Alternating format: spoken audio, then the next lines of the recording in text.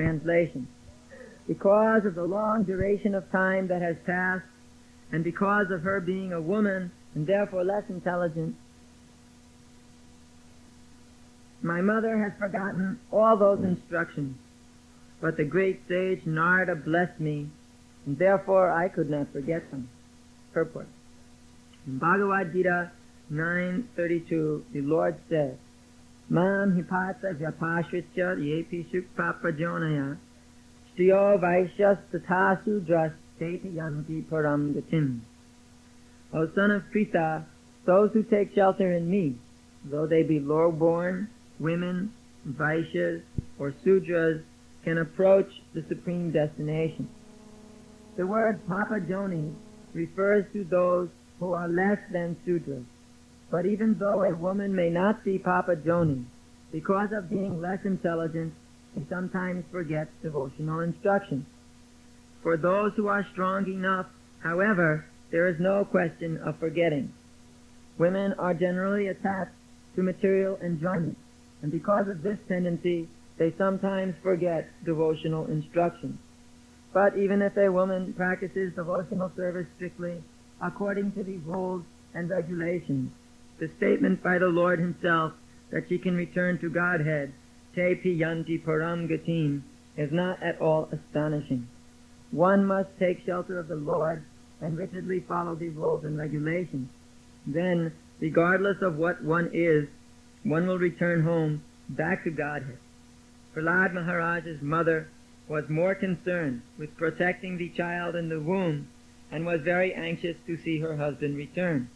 Therefore, she could not consider very seriously the sublime instructions of Narada Muni.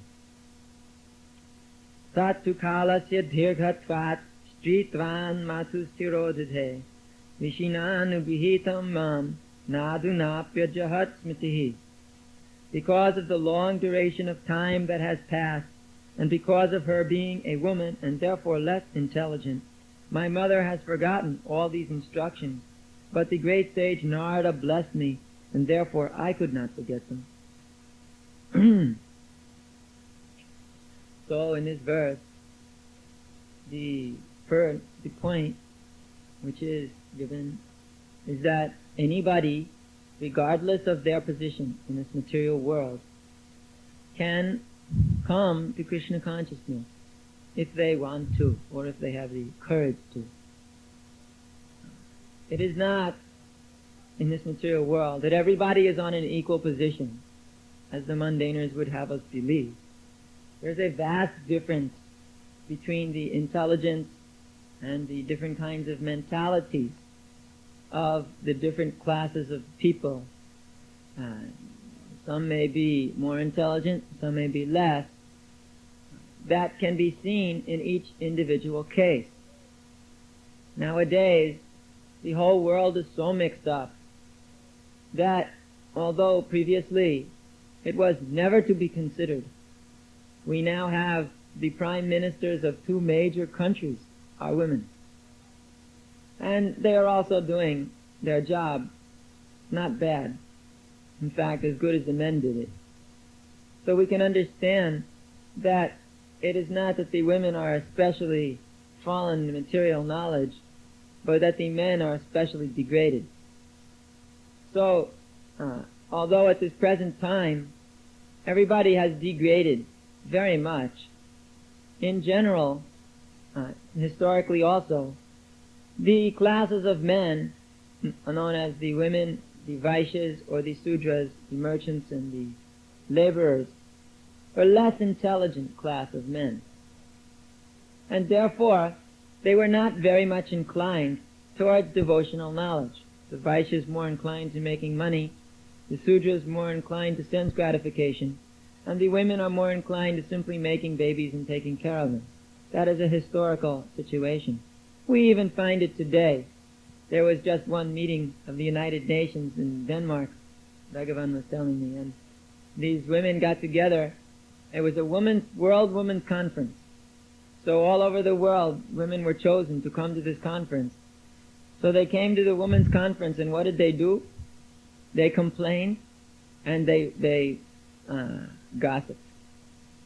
in this big conference that cost thousands and thousands and thousands of dollars. They just complained and gossiped.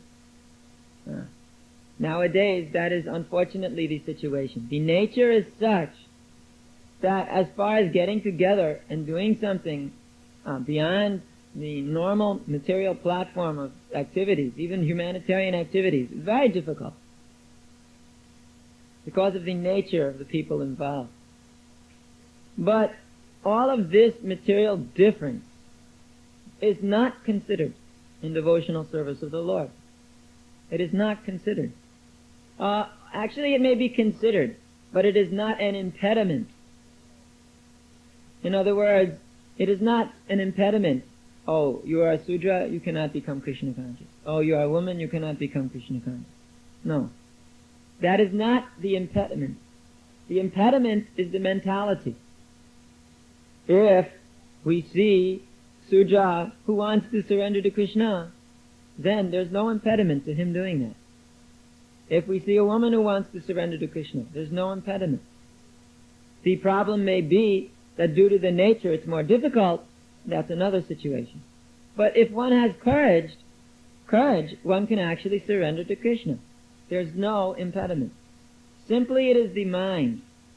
And that same impediment, that same obstacle is there, whether one be Vaishya, Sudra, woman, Kshatriya, Brahmana, or whatever. The mind is very difficult to overcome, because the mind is filled with so many desires, which are pushing us in different directions. And therefore, it is very difficult to become Krishna conscious. The mind and the senses. Matirna Krishne parato sato va mitobi pajeta grihabratanam adhanta gobir vishitakti mishram punakpunascharanam. For those who are attached to the unlimited desires of the senses, there is no question of becoming Krishna conscious on their own, or by discussion with others, or in a group situation. Simply there will be more and more talk about the senses and the objects of the senses. Again, we have heard in another situation, Yakshashta vidim utshritya vachate kamakarata nasirim na vapnoti na sukam na paramgatim.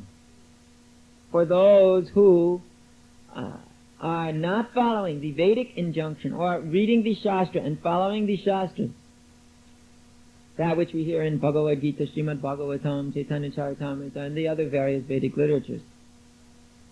If one does not follow that, he does not get happiness, nor peace, nor the supreme destination. But on the other hand, Mami Partavya Pashicha Jepisu Papa Jonaya. If you take shelter of Krishna, regardless of the situation, then one can take or approach the supreme destination, Paramgati. Simply the question is, Sarva dharmam parijajya mamekam sharanam. You just give up all varieties of mental concoction and just surrender to Krishna. It does not matter, man, woman, black, white, red, yellow, Greek, Muslim, Hindu. Does not matter. Anybody can take shelter of Krishna. Even the animals, if they take shelter of Krishna, can achieve the supreme destination. What to speak of the human beings? The famous dog of Shivananda Sain. He went back to Godhead by the mercy of Shivananda Sain and Lord Chaitanya. There are other examples. Maharaj Yudhisthira brought a dog back to Godhead. Of course, it was a demigod testing him, but still, in this way we have examples of the animal species being protected or saved. Lord Chaitanya sent back the trees of the time of Lord Ramchandra that had been standing here for thousands of years back to Godhead. Even a tree can go back to Godhead to take shelter of Lord Krishna and Lord Chaitanya. What to speak of a intelligent, active human being who can engage in devotional service of the Lord? There's no restriction. Although, on the material platform, generally speaking, women are less intelligent than men. That is a general rule. We've seen it practically also. that they cannot do activities which we are performing. It is impossible. But certain activities they can do much better. For example, we found in the composing department of book production, the women do it much better than the men. And as far as taking care of children, nobody can compare. And generally, the women can also cook better too. And they definitely sew better. And there's so many things they do better. They teach better, definitely. Women are the best teachers. In this way, we see there's a difference. One type of activity is more suited to the female nature. One type of activity is more suited to the male nature. In general, though, although on the material platform there may be many skills available to each of the sexes, and one may not be able to see how one is superior, the other is inferior, the difference actually lies when attempts are made to become Krishna conscious. That's where the difference actually lies. On the material platform, you may not see a difference. Personally, we don't see any difference in the management of England when this Mr. Callahan is doing it or Mrs. Thatcher is doing it. There's no difference. We don't see any difference in the management of India when Morarji Desai is doing it or Indira Gandhi is doing it. There's not much of a difference.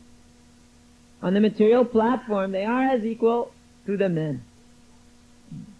But when it comes to the attempt to become Krishna conscious, then the difference manifests. Just like on the street you may see a man walking with his girlfriend or wife. You want to sell a book. The man will say, oh, this is not bad. The woman will say, this is terrible. You find that 80% of the time, although there are exceptions, but 80% of the time you will find that. This is due to the female nature being more materialistic, by nature. More materialistic means more attached to the senses, more attached to sense gratification and material enjoyment. This is the verdict of the Veda, not my mental speculation. So it is very difficult, more difficult, for the women as a class to surrender to Krishna. But for those who try and have courage, then they can surrender to Krishna. And then the differences are not so much seen. Just like if we look in history, we see some of the greatest devotees were women. Generally, one speaks of a man having more than one wife. That is possible. In Vedic society, polygamy is allowed because there are usually more women than men in society, and every woman should be married. Therefore, by common sense, man must have more than one wife. Of course, nowadays, these materialistic members of Kali Yuga have no common sense, so they don't understand this principle.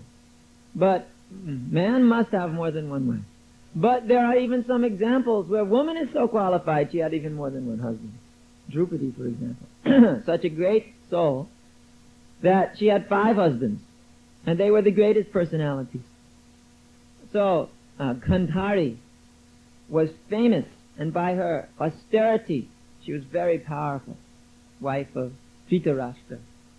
And so many. Queen Kunti, we even have her prayers in the Srimad-Bhagavatam. We have story just about Devahuti. There's so many stories just about great women. That is because we are not prejudiced against women as a class. We admit, as a class, there is difference. But for those who, as individuals, have taken courage, then there is all glory, all praise. So, one should not think, oh, I'm a woman, I can't surrender to Krishna, and then give up. Neither should one think, I'm a woman, but I'm equal to man in all respects, and therefore become trapped by illusion and never make advancement. One should think, the Shastra tells me as a class, I'm in a lower position, but if I take courage, I can come to even a higher position. And therefore, for the individual, the impetus is given. The challenge is given. Now, you take courage and become Krishna conscious, although it is very difficult. And for those who take that challenge seriously, all success is there. All success is there. It does not matter what position. But for those who follow their nature, they will not become Krishna conscious. One must conquer the nature by endeavoring very hard to surrender to Krishna and serve Krishna. It's not easy, but it can be done. Just because it's not easy doesn't mean it's impossible. Nothing in this world is easy. It's very difficult. But if we do it, then we can succeed. God helps those who help themselves. If one tries to succeed, they will succeed. And just like nowadays, the situation is so mixed up. Because the women as a class are less intelligent and more materialistic and so many times more lusty, we see the world being overrun by lusty women. Everywhere you go, there are lusty women trying to drag down the men. Their minds pull them down completely into the lowest possible platform. And then they're very happy. This is the materialistic attitude of modern women. Have sex life under any cost. If not, then agitate minds of men. That makes one feel very powerful. The women, they feel very powerful when they keep the men very agitated. We have seen situations where there's a nice conversation going on or preaching going on amongst some various group of men. And one woman will come in and just start agitating their minds to take their attention away, and then she'll feel very proud of herself. See how wonderful I am. How I've agitated all these big men. And they can't think of anything else but me. In this way, they enjoy. So this kind of activity proves the grossly materialistic nature of women as a class, as their nature. It's a very bad situation today. And therefore the men, they are in as bad a situation. Because of associating with such materialistic lust, they become overwhelmed with that lust also. And therefore, for them also, the same instruction is there. It is very difficult to surrender to Krishna, but if you take courage, then you can do so. This is why the women as a class become very insulted when we say they are less intelligent and more materialistic and overwhelmingly more lusty. They think, this is impossible. Just look at these men. They're in the same boat. But that is because the women have put them in that boat. It is not because of their nature. Because as soon as they are separated from the women, then their nature shines through as more spiritually inclined, more eager to accept the surrender of Krishna. And when the women associate just with themselves, then there's a degradation there. This is obvious. We've seen it again and again, even in devotional service. When there is no man in charge of a group of women, then there's all kinds of havocs. But as soon as there's some protection, then immediately, then there's advancement. That is why in the Vedic civilization, woman is always protected at every moment in time, never left alone or never left within a group of women. Because they need protection. Old men, women, and children need protection from the king in Vedic society. There is no situation where in Vedic society the activities of an old man, a woman, or a child are taken seriously. Actually, brahmanas also. Even if they commit some offenses or crime, they are not to be punished. This is the Vedic society. Because how can you take something a woman does seriously? How can you take something a child does seriously, or an old man? They're foolish. Don't take these activities seriously, neither do you punish them. They are not to be punished. They do not come under the laws of the state. It is the responsibility of the king to protect such personalities, to protect old men or widows or orphans. He must protect them. They cannot run around here and there. The modern situation is a man gets married or has sex with a woman, gives baby, then runs away or divorces. And again there she is. So she has to go capture another man. And then maybe the same thing happens. She has to capture another man. In this way, there are hardly enough men to go around in this world. And we find those girls who should be married aren't getting married. And they should get married very young. This is the Vedic culture. The business of the father is that his daughters should be married. Otherwise, his business as a father is not complete. Up until that point, he will protect them, when they get married, but after that it is the responsibility of the young man to take care of the wife, young girl. Prabhupada was explaining, I just heard one lecture the other day. He had 3 sisters. Older sister was married at the age of 9 years old. Younger sister was married at the age of 12 years old. That does not mean they go to the house of the husband and live there. They are married so young, but they live separately. The young girl remains with the family, the parents, up until the time when she is mature, and then she moves in with the husband. That means husband is much older. In Vedic society, husband is always older than the woman, so that she has some respect for him. There is no situation where they are of equal age or even 2-3 years difference. There is 5, 6, 7 year difference between husband and wife, so that there's a great respect, deep respect. When somebody's so much older, you have to respect what they say, and you have to listen to what they say. So there's peace in the family. There's no arguing. So, when the marriage is made early, the first marriage is called, practically the first marriage, then the girl knows this is my husband and the boy knows this is my wife. Then she's not running around trying to capture some other man. And she feels very good about that. She feels very safe. Oh, I have got my husband. Nowadays we have situations where the girls don't have husbands. They run around going crazy. How will I capture a husband? They'll do anything. They become insane. We've seen this practically. Just to get a husband. They think if I don't get a husband, I'll become an old maid. Horrible. Worst situation on the planet. Well, it is. Every woman should be married. That's Vedic culture. But that should be arranged by the father when they're very young. In this way, they'd never have to fear or be in anxiety and waste their time running here and there or looking beautiful or doing whatever. They simply know, I have my husband. And the boy also is not running around trying to capture girls, wasting his time.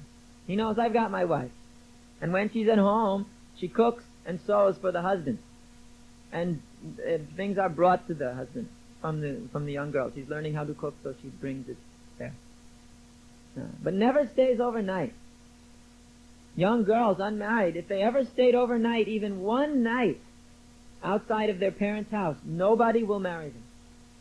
Just one night out of the parents' house, no one will ever marry them. Because then there's no saying whether she has been ruined by some man or not. No woman will ever get married who has lost their virginity. And immediately everyone will reject. No one will marry him. That is the Vedic culture. So strict. Even Srila Prabhupada mentioned that his mother would never leave the house in the daytime without going in a covered palanquin. So strict. Nowadays, everybody runs around naked, like cats and dogs. And they will stand like trees also after a while. That is the punishment for those who run around like cats and dogs without any brains. So, in the Vedic society, you do not find young girl running around. And when she has become mature, then she will move in with the husband, and another ceremony is performed. It is like the second marriage, the official. And then, at that point, they will live together, and husband will take care of her, and then the father's business is finished. And he can go on with whatever other business. This is a great burden for a father. Burden. He must take care of this situation. So, this is a very intelligent method. Very intelligent method. If you just think about this method, you'll understand how intelligent it is to keep peace in the society. How to keep the men from becoming degraded and agitated day and night. How to keep the women from becoming overly lusty and running after the men and causing havoc in the society. The modern society has caused total havoc by illicit sex life, by all this agitation in the society. It's a very intelligent system. And there's no question of divorce. There's no such thing as divorce. Marriage means you take care of the woman until death, or until you take sannyas. Supposed to take sannyas. But there's a whole life you have to remain responsible. When you take sannyas also, they're supposed to be giving the woman to the eldest son. If one has been brahmachari his whole life, and then he gets married, immediately he will produce a boy. That is the system. That is the scientific system also. that when the man is powerful, he will immediately produce a boy. If the woman is more powerful, he will produce a girl. So if he's been brahmachari, he'll produce a boy. And that boy, when he's grown up, when 20 years have passed, or 25 years, the man is also old, then he will give the son the responsibility of taking care of the mother, and he will take them out. In this way, he always maintains protection. Woman is always protected, either by the father, husband, or the eldest son. So there's no question of freedom. But that does not mean, sometimes the people think, oh, the woman has become the slave then. The Prabhupada was talking about this verse where Maharaj Yudhisthira was saying, I have committed so many sinful activities for killing all of these men on the battlefield of Kurukshetra. Now what will I do with all these women who are now widows? How will I protect them? I will not be able to properly do it. I must make arrangements. He was in such anxiety. So Prabhupada was saying, if the woman is slave, then why the king is in complete anxiety how to take care of her? Slave, nobody cares what happens to them. Slave, you just kick here and there. That is the definition of slave. There's no slave. The king is never in such anxiety over slaves. He's in such anxiety to take care of the women because that is his responsibility. Widow, old men, children must be protected by the king under all circumstances. So if this happens, then the society is working very nicely. But if it does not happen, society is in complete havoc. Because then you have these orphans growing up to becoming first-class criminals. You have the widows going around becoming prostitutes. And you have the old men becoming piled up in the old age homes. It's a great scandal in the modern society. And then we have unlimited abortion.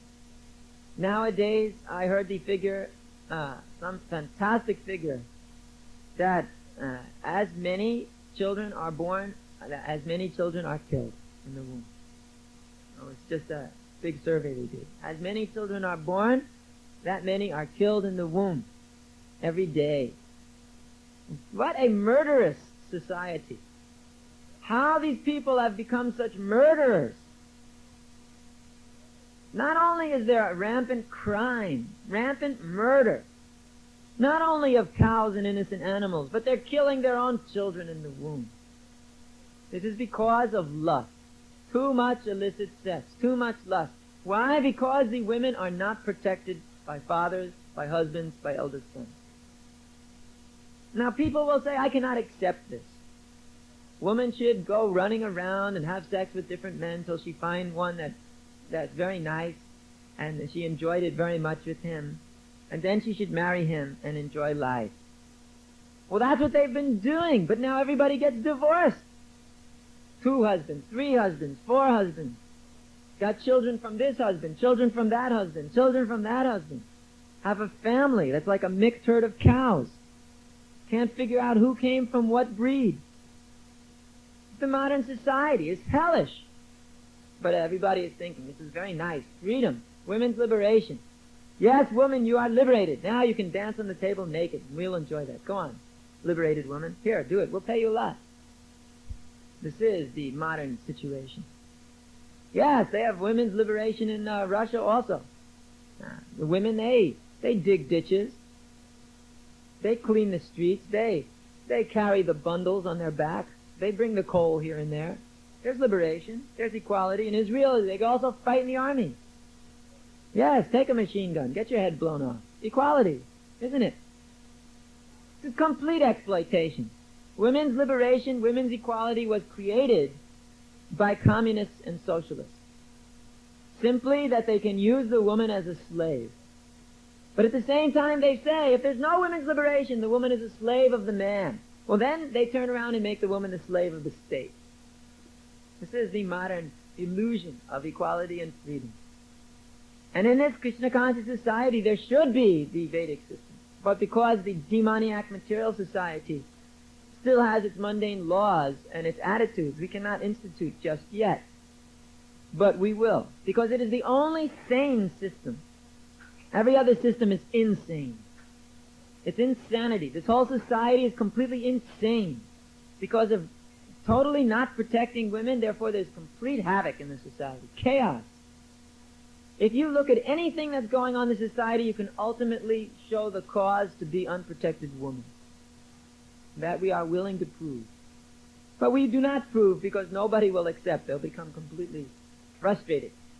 And they will try to counter this argument because they want to keep women unprotected so they can enjoy sex again and again. This is the demon.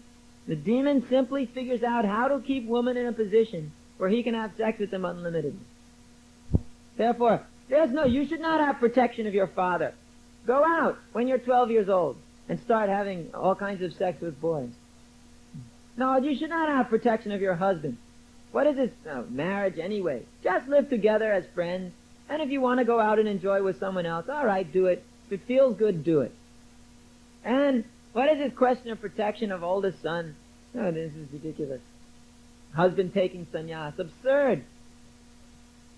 They make all of these things like this just to make more and more sense gratification. That is the demon. And therefore, what does the demon do? He creates a society that runs on sense gratification. And because it is based on lust and lust alone, it tears itself to pieces because lust turns into frustration. Frustration turns into anger. And this wrath destroys. Wrath destroys. Because there's overwhelming lust, there's overwhelming frustration, there's overwhelming wrath, and it must destroy itself. That is an absolute formula. So as soon as we find the society degrading in this way, then we find heaven. So these instructions in the Bhagavatam are not there to simply beat women on the head and tell them, you're a fool, you're a rascal. No. They're there to say, you see your nature, now you accept this protection. Don't go away from this protection. And men, you see that nature, now you protect. That is the responsibility.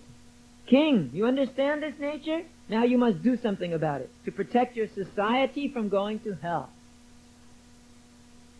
That is the actual Vedic system. That is actually an intelligent system of social organization. Intelligent system.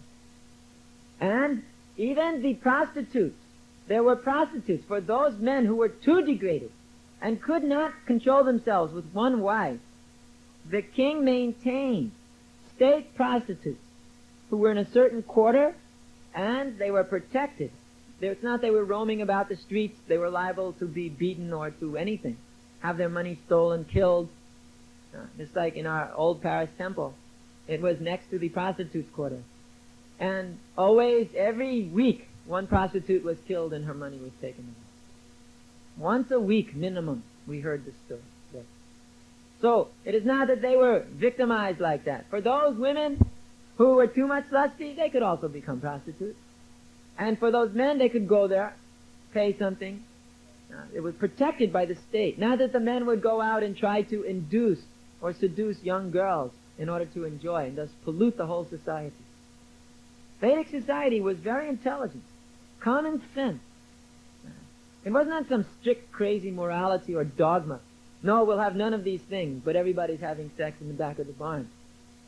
There was actually facility given for every kind of mentality and class of men, but in such a way that the whole society remained strong and peaceful. So these instructions, they are absolutely essential for the modern society, but modern man will not accept them. But those who come to accept Krishna consciousness will understand gradually more and more why these principles are so important. And when we have the opportunity, we will also institute these principles. And then we will show how peaceful society and life can be. Are there any questions on this subject? Controversial things? Yes.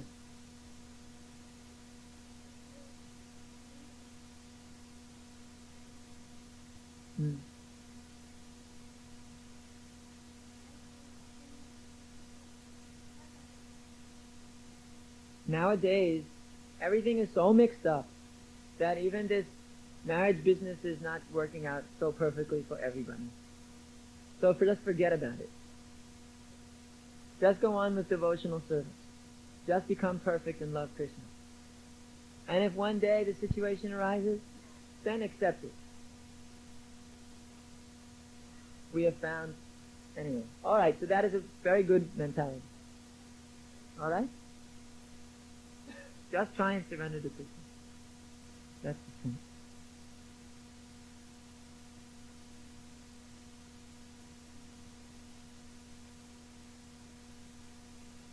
If there was no son, then very unfortunate situation. Then there are other ways to arrange. There are other relatives, other brothers, sisters, relatives, families, like this. Or just maintaining this Vanaprastha status.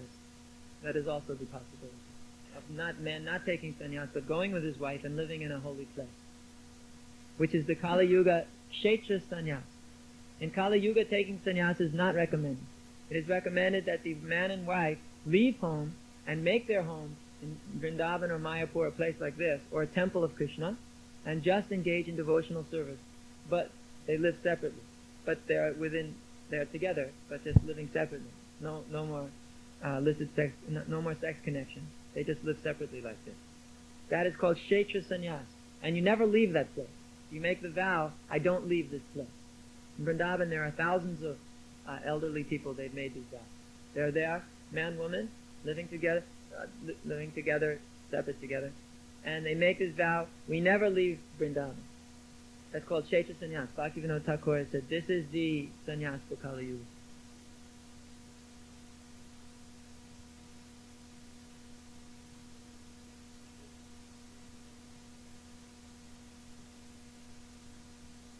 But in the normal workings of society, everybody gets married. The fathers arrange this when the boy is also young. But in extraordinary circumstances, when the brahmachari is very advanced, he will insist on remaining brahmachari. And he will even leave home. So you may make whatever arrangement you like, but he's already gone.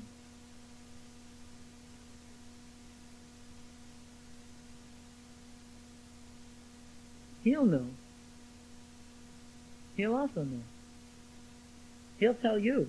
He'll say, now my dear son, time for you to get married. And he'll say, now my dear father, goodbye.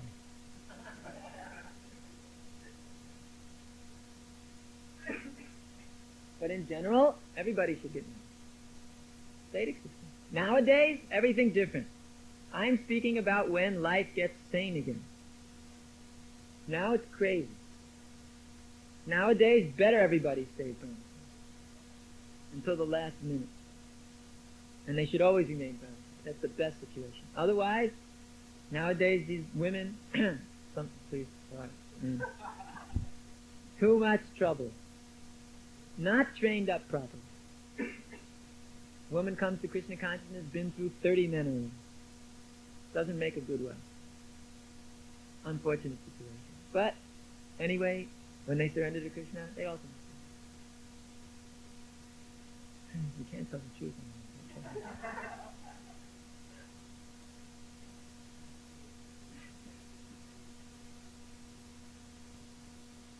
What? Yeah. They're also very elevated. It's like you have the example when Krishna came to visit Dwarka after being away for a long time. Everybody came running out of the city, simply screaming, Krishna, Krishna, including all the prostitutes.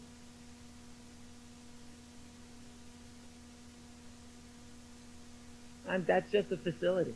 It's not that they became prostitutes that way. There's also some unfortunate situations in that. There are different reasons why somebody takes that situation. But they also become purified by their service. That's a service. They perform the service for society. It's in the varnashram system. They also become elevated.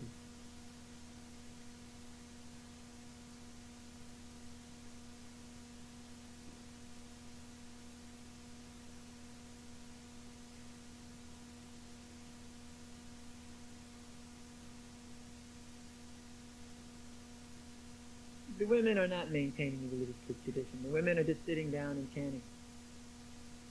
If you ask them about the philosophy, they haven't the faintest idea. And if you ask them about the philosophy, they'll have not the faintest idea. Alright, they're all completely in Maya. But you said they're maintaining religious tradition, so how are they maintaining it? To a certain extent. In other words, they're going and they're singing the song. And that is not religious tradition. That is just some cultural sentiment. In Krishna consciousness, if the only thing there was left of Krishna consciousness is some women in here singing bhajan, you think that's our tradition?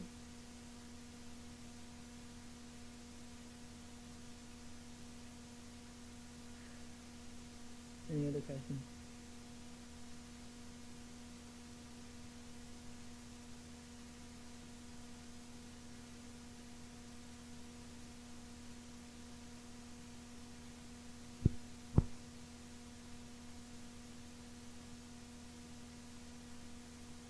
I don't think there are very many widows in Vrindavan whose husbands took sannyas. I think the widows are widows because they died. Hardly anybody takes sannyas nowadays. Maybe 2 people a year. Taking sannyas is unheard of in India nowadays. They're actually widows. Because the government doesn't protect them, so they go to Vrindavan to take protection.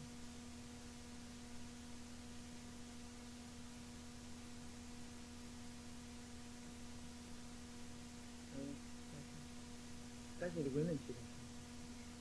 Women's Day tonight. Rare Women's Day. You better take advantage of it.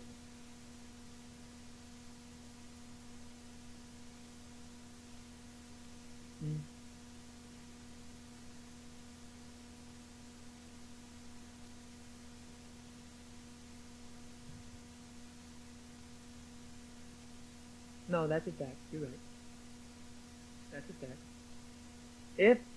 If you are strong in Krishna consciousness, spiritual master is the real protector. There's even a verse in Srimad-Bhagavatam, I think in the 8th canto, in the 1st volume, in a purport, Prabhupada says, even if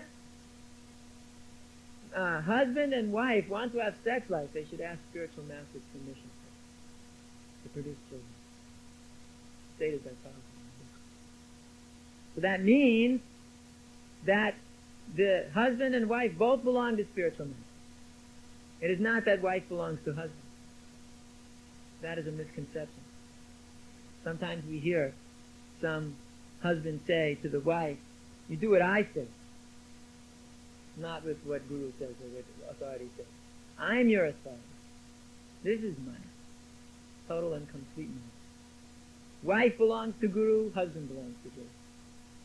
So, whether one is married or not married, protected or not protected that way, everyone is protected by Guru. Everyone is protected by temple authority.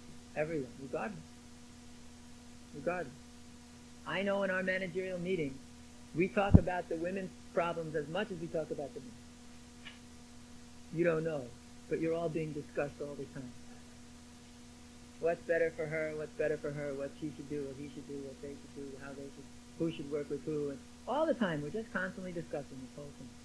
You know, just because we don't talk with you all day and all night, it doesn't mean we don't think about it. We think how to protect you, what is best for you, you know, should you get married or not, or what is the best. And when to get married, what decision to take to find the best husband. So you should understand that although you may not be externally protected by a husband who's standing next to you all day with a rod in his hand, no, there's definite, in this society, you're more protected than anywhere else in this world. Regardless of whether you're married or not. We talk about the married women just as much too. What is best for her, what is best for her. And sometimes we bring in the husband and say, listen, will you just stop saying these stupid things to your wife? We do that. In other words, the point is that the women should know that they're absolutely protected. And they are. They never have any problem in this society, unless they create the problem themselves. Otherwise, there's no problem. Nobody ever disturbs them. You might have noticed that. You should notice that. Because that's the fact. So although we say every woman should be married, if there's some extraordinary woman who's very strong, she could maintain that mentality. But if one day, you know, somebody comes and says, hey, I think it's time now you should be married, she should not say, oh, I'm an eternal brahmachari. But you can be an eternal brahmachari until the time somebody says. Nothing wrong. That's good. Mothers should be mothers, fathers should be fathers. It's never the father should become the mother or the mother should become the father. And when that happens, then there's all disturbance. But if there's a situation arising where spiritual master says this and husband says no, this, husband is to be rejected. If wife says this and guru tells husband this, then wife is to be rejected. I mean, it's not that we just kick them out of the house and forget about them because they make some disagreement. But I mean, in general, in each individual principle, spiritual master's word is more important than husband or wife word. But wife's word is more important when it comes to taking care of the kid, unless she's negligent. But if it's just normal, routine things, just you translate the book and let her take care of the kid. Then there's peace in the family. Yeah? Is that alright? Alright. I like that better too. Then you finish fast. Any more?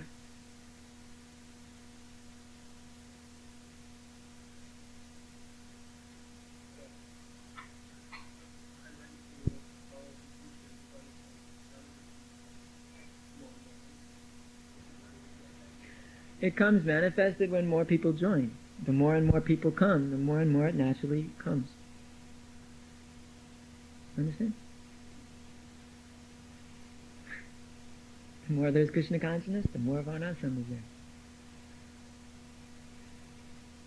By preaching, that's all.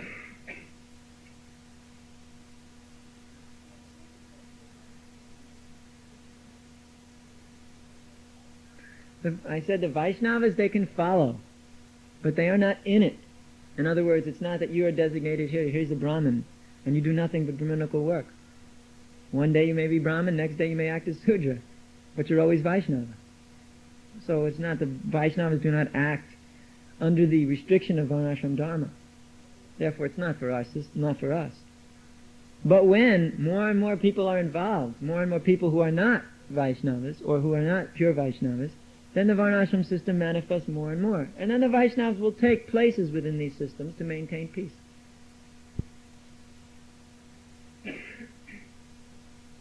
Any more questions about these verses, this subject? Go ahead. Oh yes, whatever the husband is, the wife is. And definitely the Brahmin women. We see that naturally here. The Gurukul teachers. I was just seeing their Gurukul books yesterday. Very, very nicely done. Because this is Brahminical quality. Teaching the children very nicely, making very nice books. So we are not prejudiced in that way. Whoever's good teacher can act as Brahmin. I think this is a required adjustment for the Kali Yuga Varnashram system. Because the women are better teachers than the men. They have more patience in dealing with the children. Very good at it. But in general, the men should have men teachers. The women should have women teachers. So what is the business of a Brahminical woman? Well, first of all, is to serve the Brahminical husband. To help the deity worship of the husband. To educate the female children, which is a very big job. They have to learn how to properly cook, they have to learn how to properly sew, they have to learn how to be chaste and faithful wives. Prabhupada said in Chicago on a morning walk, we were all sitting there, and said to Jagadish, you teach the children these 3 things, and I guarantee them all first-class husbands. I will personally arrange, he said, if you teach them these 3 things. Because nobody minds getting married to a chaste and faithful wife who's a good cook and knows how to sew. The reason half the brahmacharis are brahmacharis is because they can't find any good women. That is a fact. If there were proper, young, chaste, faithful, with first-class qualities, very humble and submissive girls, then that would become a blessing in the society. But because everybody comes with a pair of boxing gloves on, it's a whole havoc. It's a whole havoc.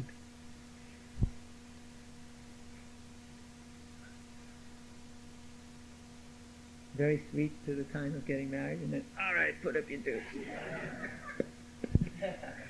Now on wanted like this and this and this. And they can see that, so they just are useless.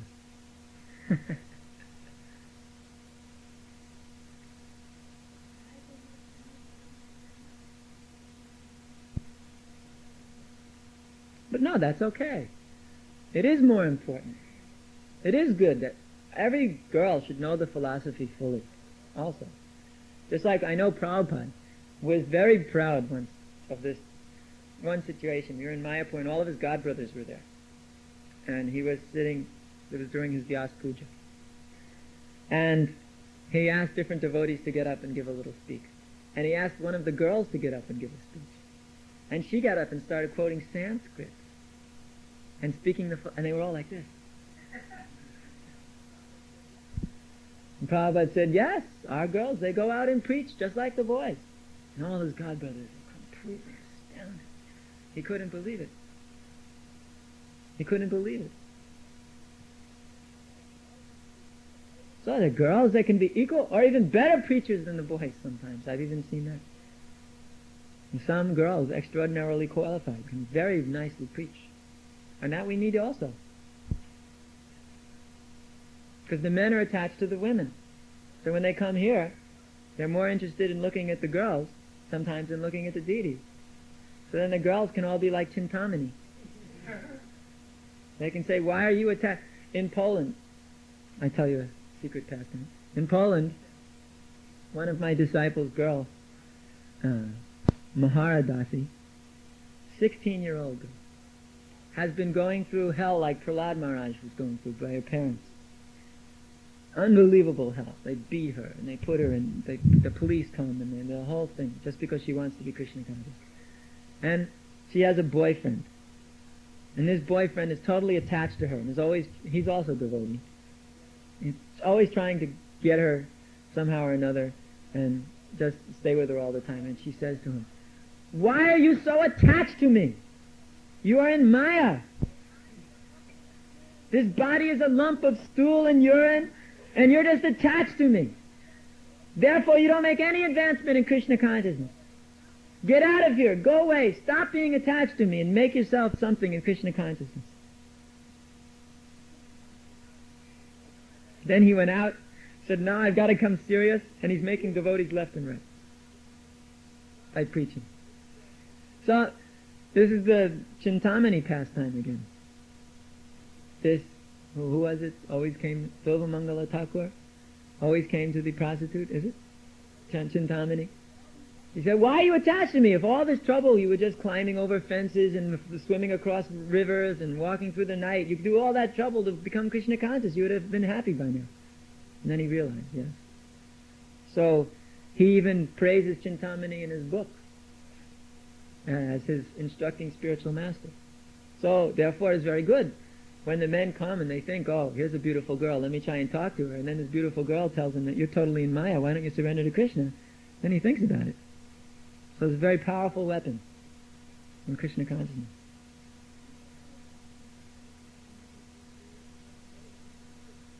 But if they come to you, if there are other men around, let them preach to the men. But if the men come to you, then you're prepared.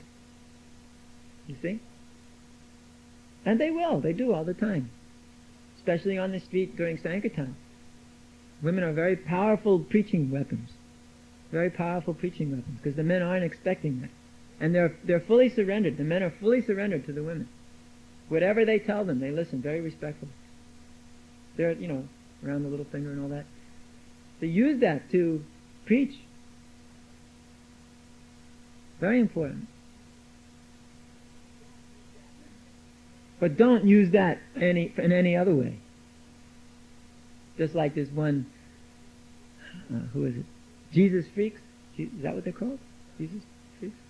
Children of God. They send their girls out to go and have sex with the men, and after the men are satisfied by sex, they preach to them. This is hellish.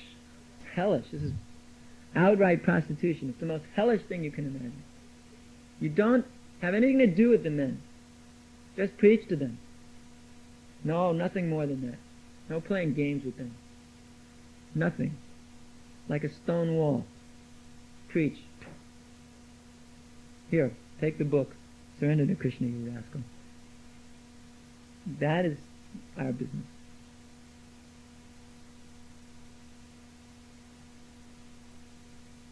Any other questions?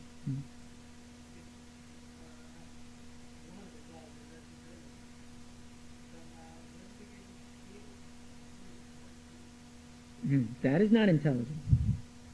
That is the Maya Shakti.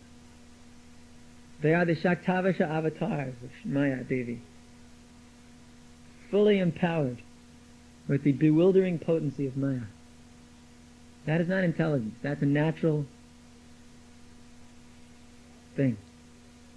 Intelligence, Rupa Goswami defines as the ability to surrender to Krishna. That's the level of intelligence, is the level of your ability to surrender to Krishna. And therefore intelligence is measured that way.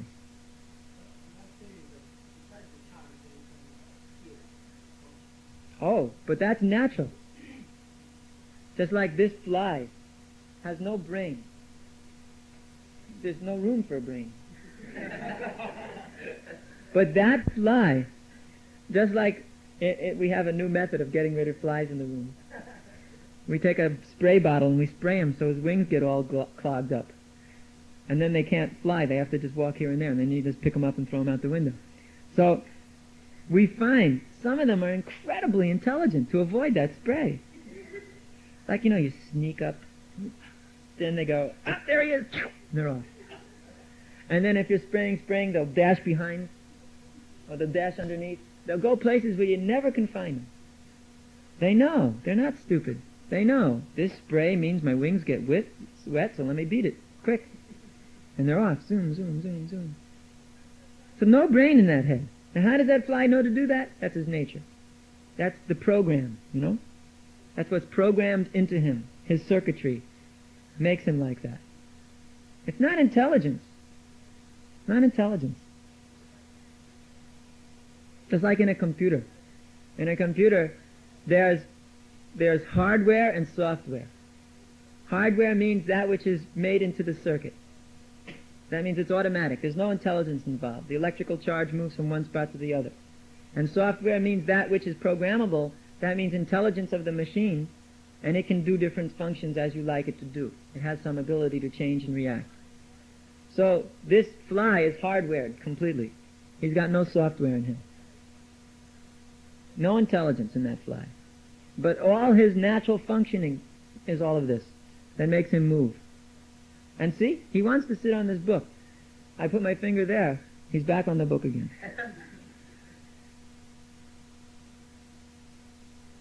It's incredible, these flies. They're incredible. Incredible creatures. Complete rascals, but they're incredible. So similarly, all of this intelligence you see manifesting for luring men and all that is not intelligence. And that's why the women get insulted if you say less intelligent, because they think, I'm so intelligent, I can take the most intelligent man and wrap him around my finger. That's what they're thinking. When you say, look, we're not less intelligent, we're so intelligent we can ruin you in a second. But that's not intelligent.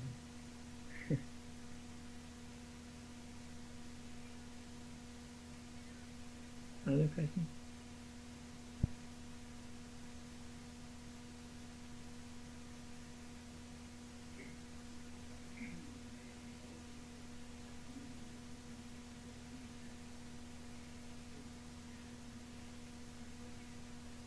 Crime.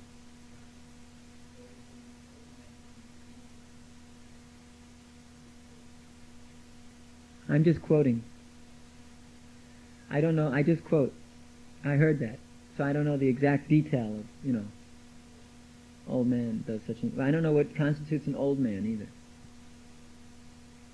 Maybe so much old. Yeah. There's a certain age at which one becomes known as an old man. But in that society, the old men, they took sannyas and they're off. And the only old men around, I don't know. Ones who can't take care of themselves or something like that, invalids.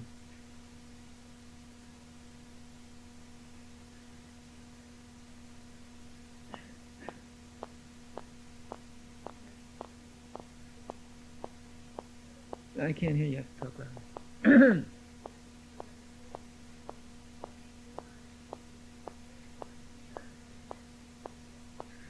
That's stated in the fourth canto of Srimad-Bhagavatam, in the fourth part, in the story of King Puranjan. That just like we just made the example of Chintamani, that is the exact kind of intelligence that's required. Not only can the woman bewilder, but she can also inspire. Just like Prabhupada says, behind every great man was a great woman. And he makes it, he said, my history's not so great, but let me give it a try. Behind Caesar was Cleopatra. That's right. Behind Napoleon was, what was her name, Marie Antoinette. Behind Eva Braun, etc., etc., etc. So, the woman is the, how do you call it? Pusher. Come on, do more, do more, do more, do more, do more. Make more money, make more money, make more money. Get a bigger position, a bigger position, a bigger position. In this way. Now in spiritual life, this is of course the same thing as there. Surrender to Krishna more, surrender to Krishna more, surrender to Krishna more. Yeah. Become more pure, become more learned. Do your service better, do your service more. That should be there. In this way, women should become intelligent for men.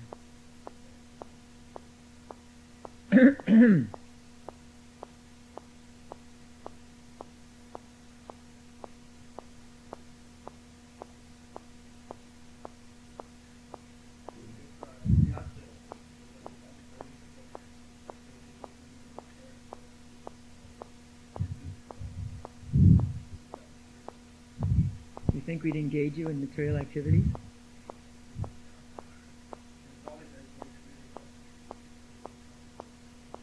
But if you're a grihastha, you've already surrendered to speaking to women and associating with them. So we're using that also to help the women. That's a responsibility. Big responsibility. This, like Lochan has been doing really fantastic service. We deeply appreciate that service. Now you've been asked to help him in that service. So it's a very important service.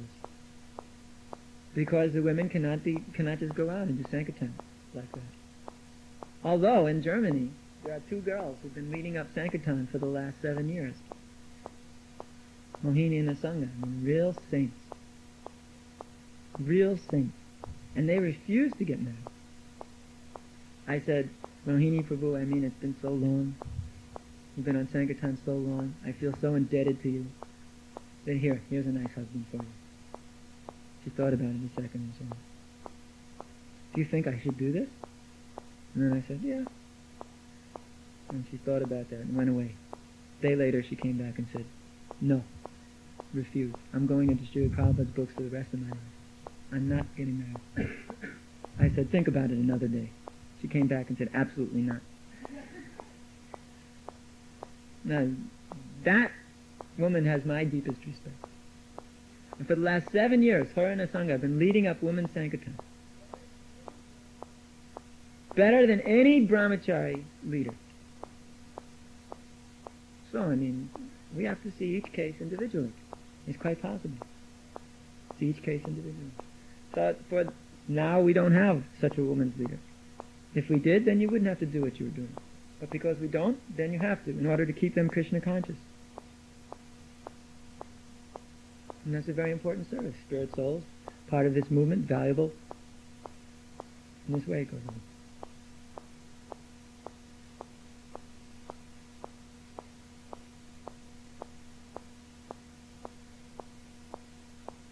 Isn't it amazing how one class we can tell all the brahmacharis about what rascals women are, and another class we can, break out the flag and wave it around?